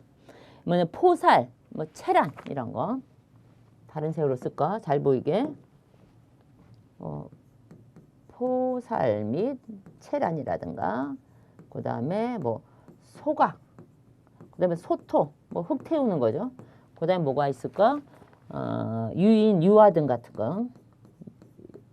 유인해가지고 죽이는 거죠. 그 다음에 뭐가 있냐 하면, 그 다음에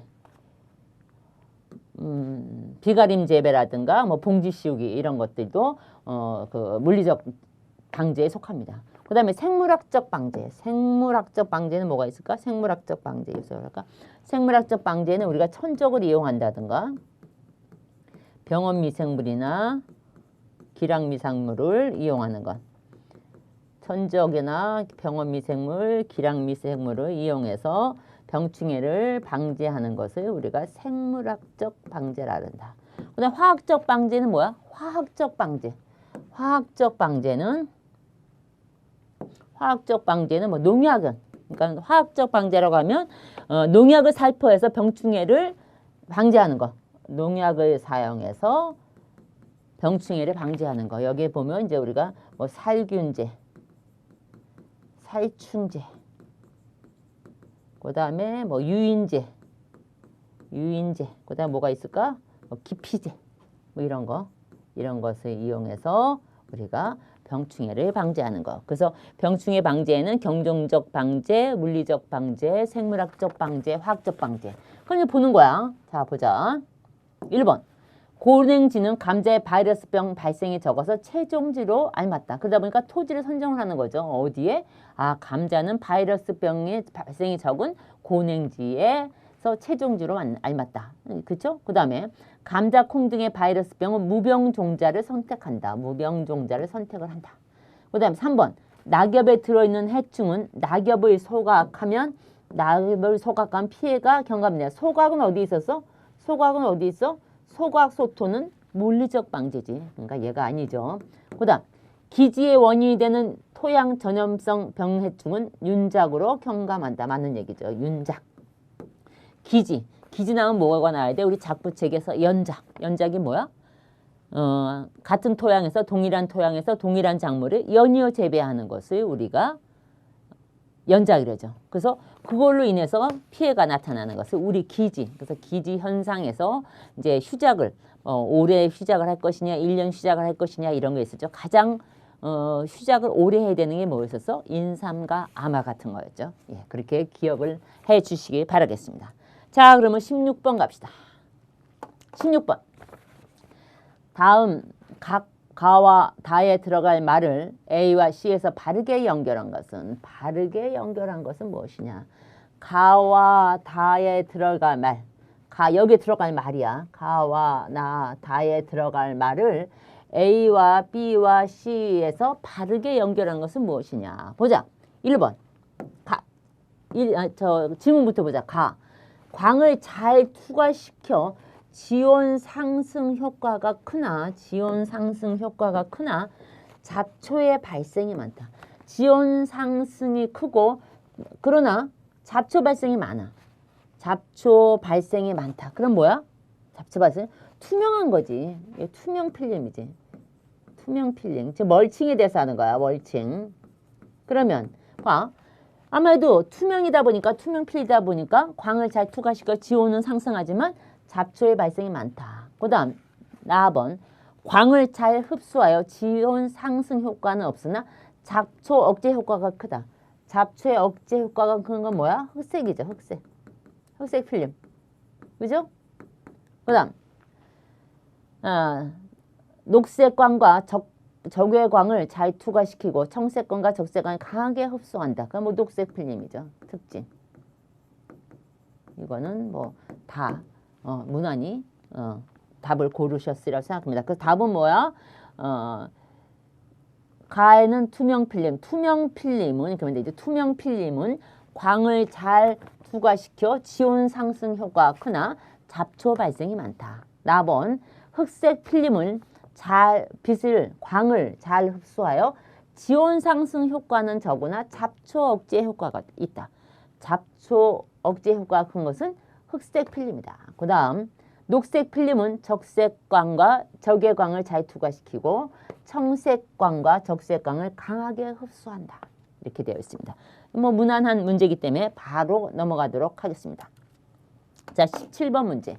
17번 문제는 어떤 것을 물어봤나 보자. 작물의 파종량과 파종 시기에 대한 설명으로 옳은 것은 파종이네. 파종. 그렇죠? 재배 기술이죠. 다. 파종량과 파종 시기에 대한 설명으로 옳지 않은 것은 뭐냐? 옳지 않은 것 찾아라. 옳지 않은 것. 자, 1번. 맹류는 녹비용보다 채종용으로 재배할 때 파종량을 늘린다. 녹비보다 채종용으로 재배할 때 파종량을 늘린다. 이렇게 돼 있어요. 2번. 콩의 경우 단작에 비해 메코작으로 심을 때는 늦게 심는다. 3번. 추파성이 낮은 맹류 품종은 다소 늦게 파종하는 것이 좋다. 4번. 파종 시기가 늦어질수록 대체로 발육이 부실하므로 파종량을 늘린다. 이렇게 됐어. 그러면 여기서 우리 작물의 파종량과 파종 시기 할 적에 파종량을 결정할 적에 고려돼야 할 사항이 무엇이 있을까? 파종량을 결정할 때 파종량 결정시라고 그럴까? 고려사항. 그럼 뭐가 있어? 작물의 종류도 구분을 해야 되겠죠. 작물마다 틀리니까. 그치? 작물의 종류. 그 다음 뭘까? 뭐 종자의 크기. 그쵸? 종자의 크기에 따라서 종자의 크기. 또 뭐가 있을까? 재배 지역. 그쵸? 어떤 지역이냐에 따라서 지역에 따라서도 파종량이 틀려지겠죠. 그쵸? 그다음 또 뭐가 있을까? 뭐 재배 방식이라든가 재배 시기라든가 파종 시기라든가 파종 시기 그다음 재배 방식 뭐 그다음에 토양 및 시비 토양의 성격이라든가 뭐 시비 그다음에 나오는 게 재배 방식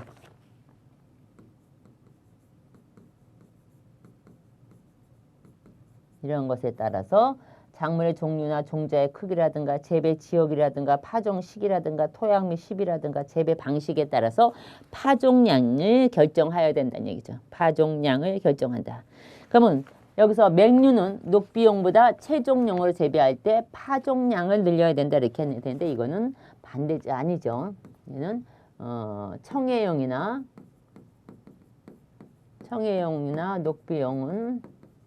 녹비용이 최종용보다 파종량을 늘려야 됩니다. 그래서 얘는 틀린 얘기입니다. 그다음 2번 콩의 경우 단작에 비해 매쿠작으로 심을 때는 늦게 심는다. 맞는 얘기죠. 그다음에 1번, 2번은 이제 1번하고 2번은 이제 재배 방식에 따라서 이제 그러한 차이를 가지고 있다. 그다음 추파성이 낮은 맹류 품종은 다소 늦게 파종하는 것이 좋다. 추파성이 낮은 맹류 품종은 다소 늦게 파종하는 게 좋다. 그러면 추파성이 높은 것은 어떻게 될까? 그러니까 만약에 반대로 추파성이 높은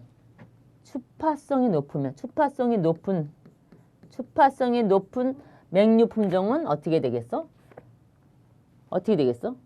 지금 추파성이 낮은 맹류 품종은 다소 늦게 파종한다.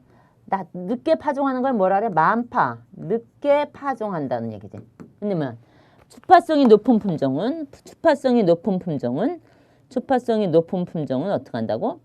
조파하는 것이 좋다. 일찍 파종한다. 얘는 일찍 파종한다. 일찍 파종한다.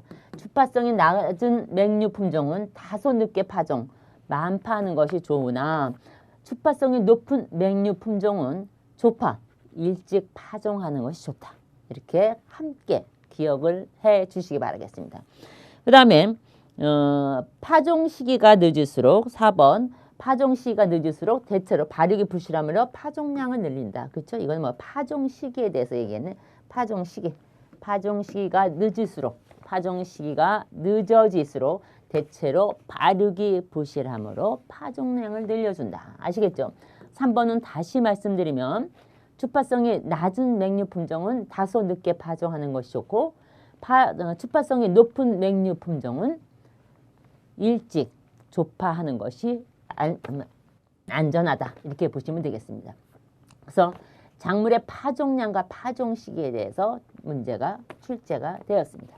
아시겠죠? 뭐 어렵지 않죠? 파종하면 또 우리가 그 다음에 나오는 게 뭐야? 이식 나오고 그랬는데 이번에는 파종에 대해서 특히 파종량과 파종 시기에 대해서 문제가 출제가 되었습니다. 자, 그럼 18번 문제. 종묘에 이용되는 영양기관과 작물을 옳게 짝지어진 것은 이거는 종묘에 대해서 나왔네. 이제 종자에 들어가는 거죠. 그래서 여기다가 상세히 여러분들이 기억할 수 있게 상세히 올려드렸습니다. 상세히. 그러면은 여기서 잠시만요.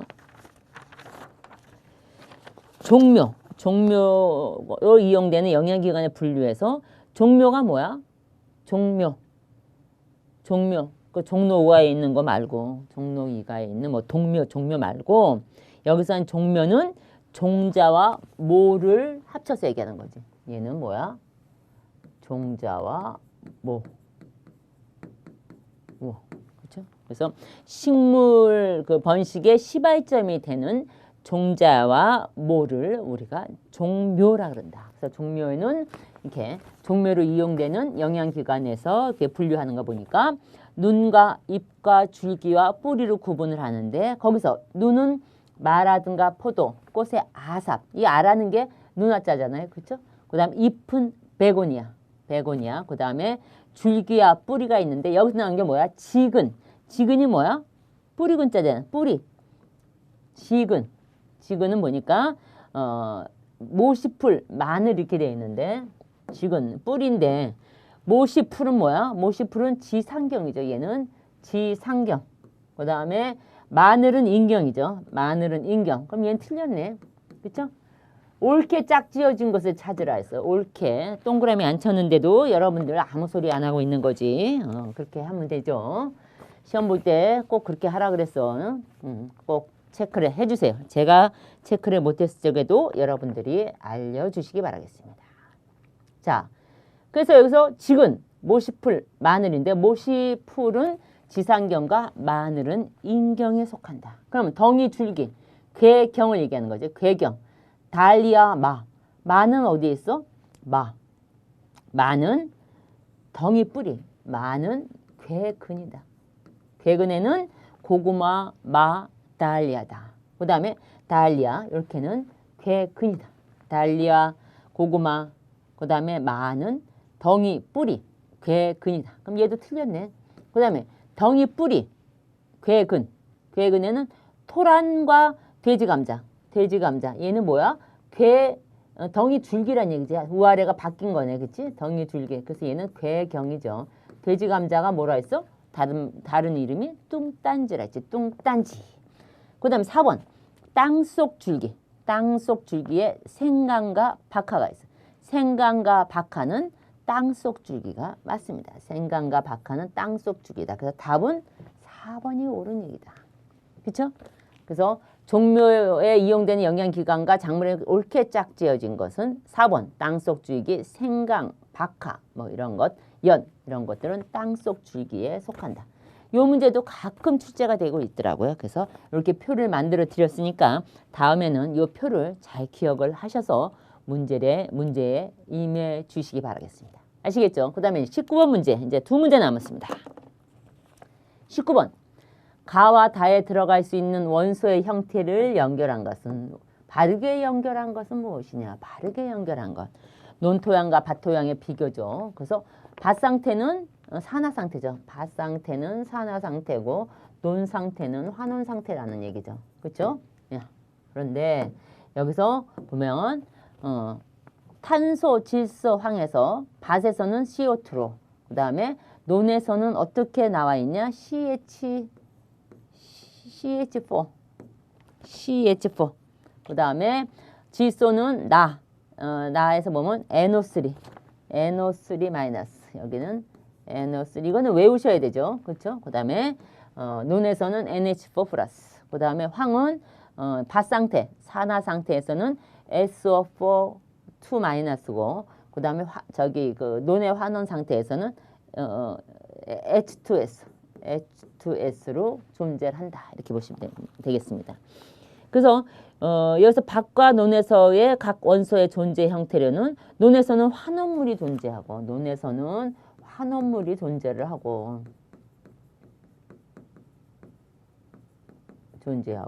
그러면 밭에서는 산화물이 존재하겠죠. 그렇죠? 밭에서는 산화물이 존재를 한다. 거기에 보면은 이렇게 뭐 CNS도 있지만은 교재 보면 뭐 FE도 있고 여러 가지 그 원소가 있을 겁니다. 근데 보통 이런 문제가 출제가 되고 있기 때문에 여러분들이 한번 좀 눈여겨 봐주시고, 또 여기 나온 길에 이제 그 우리가 논토양의 일반적 특징, 이거 지금 논토양과 밭토양에 대한 것이죠. 그렇죠? 토양 환경에서 논토양과 밭토양. 그러면 우리가 하나 다 복습을 한다고 생각하면 논토양의 일반적인 특징을 한번 보자. 논토양의 일반적인 특징이 뭔가? 두 가지, 크게 보면 두 가지죠. 하나는 뭐야? 토층 분화를 하자. 토층 분화. 보면 토층 분화에는 산화층과 환원층으로 토양이 분화가 된다는 거죠. 산화층과 환원층. 그 다음에 또 하나 있는 게 뭘까? 탈질작용이 있었지. 탈질작용. 그렇죠? 탈질작용 뭐야? NO3 여기였을까? NO3 마이너스가 그 다음 뭐가 됐어? NO3 마이너스가 NO, 그 다음에 N2O, 그쵸? 그 다음에 N2, 그쵸? N2는 뭐야? 질소가스로 공기 중으로 휘산이 되는 거죠. 공기 중으로 날아가 버리는 거죠. 이걸 우리가 탈질작용이란다. 논토양에서 일반적인 특징에서 가장 큰 것은 이게 토층을 분화한다는 거, 산화층과 환원층으로 토층이 분화되고 탈질작용으로 인해서 NO3-가 NO가 되고 N2O가 되고 그 다음에 N2가 돼서 질소가스는 공기 중으로 휘산이 되더라. 이러한 특징을 가지고 있다는 것 기억을 해 주시기 바라겠습니다. 자, 그럼 이제 마지막 문제, 20번 문제. 20번 문제는 어떤 문제가 출제가 되었나 봅시다. 20번 문제. 작물 생육과 무기 원소의 과잉에 대한 설명으로 옳지 않은 것은 무엇이냐? 옳지 않은 것. 무기 원소가 나왔습니다. 무기 원소에 대해서 문제가 출제가 되었습니다. 1번. 망간이 과잉되면 잎에 갈색이 반점이 생긴다. 잎에 갈색이 반점이 생긴다. 옳으신 말씀입니다. 그 다음 아연은 과잉되어도 거의 장애가 나타나지 않는다. 아니죠. 여기 써드렸죠. 아연은 과잉되면 잎이 황백되며 콩가작물에서 잎줄기나 잎의 뒷면이 자줏빛으로 변하는 증상이 있다라는 얘기죠. 그래서 아무런 거의 장애가 나타나지 않는 것이 아니라 이렇게 황백되고 그 다음에 잎줄기나 잎의 뒷면에 자줏빛, 자갈색빛으로 변한다는 그런 특징이 있다라는 거죠. 과잉일 경우 과잉 증상이에요. 우리가 무기 원소할 적에는 결핍 증상과 과잉 증상 했는데 우리가 사실은 결핍 증상을 더 많이 다뤘습니다. 과잉에 대한 문제가 많이 출제가 되지 않았는데 이번에는 참 과잉 증상에 대해서 문제가 출제가 되었습니다. 네. 그 다음 3번. 구리가 과잉되면 철 결핍증과 비슷한 황화 현상이 나타난다. 그죠? 맞는 얘기죠. 4번. 알루미늄이 과잉되면 칼슘, 마그네슘, 질산의 흡수가 저하되더라. 옳으신 말씀입니다. 그래서 작물 생육과 무기원소의 과잉에 대한 설명으로 옳지 않은 것은 2번이다. 여기까지 해서 20번 문제 6월 10일 날 치러진 지방직 문제를 가지고 여러분과 함께 풀어봤습니다. 자, 근데 이번에 마지막으로 간단하게 말씀드리고 끝내도록 하겠습니다. 우리가 지금 2024년 6월 9일에 치러진 지방직에서 파트 1, 2, 3, 4가 있죠. 가서 어떻게 출제가 됐나 보자. 처음에 재배 개선 2번 재배 환경 그 다음에 세 번째가 뭐야? 세 번째 파트가 재배 기술이었죠. 그렇죠? 그 다음에 네 번째가 뭐야? 작물의 유전성이겠지. 여러분들이 가장 사랑하는 작물의 유전성. 그래서 이렇게 네 단락으로 나눠져 있는데 이번에 출제를 보니까 재배개서에서 한 문제. 아까 나왔죠? 뭐가 나왔어? 작물 분류에 대해서 나왔잖아. 그렇지? 작물 분류.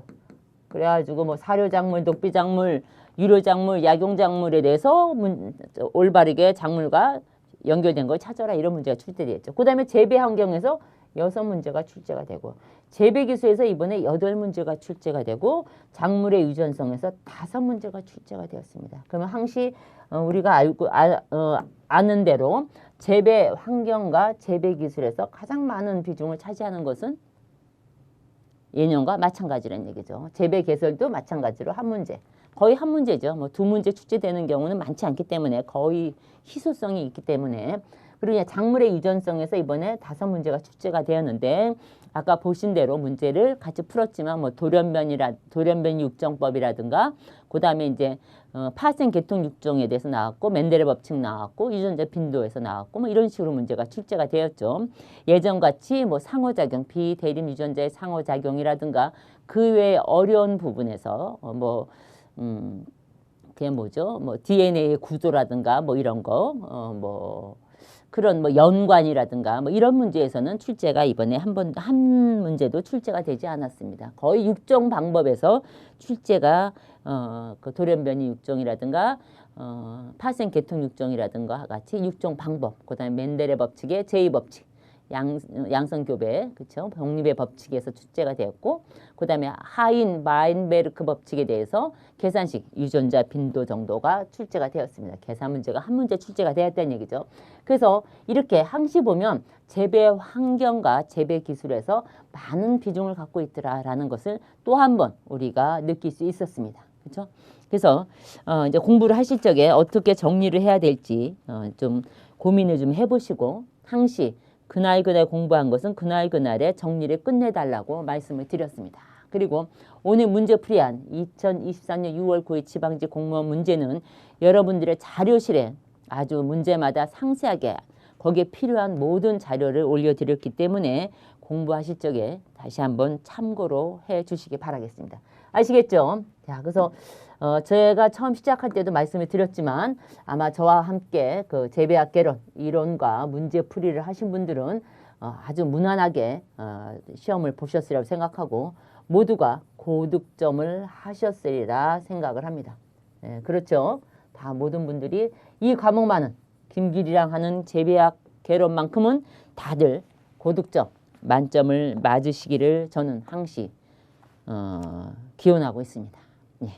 오늘도 저와 문제 푸느라고 고생 많이 하셨고 다음 시간에 또 만나 뵙도록 하겠습니다. 예, 수고하셨습니다. 감사합니다.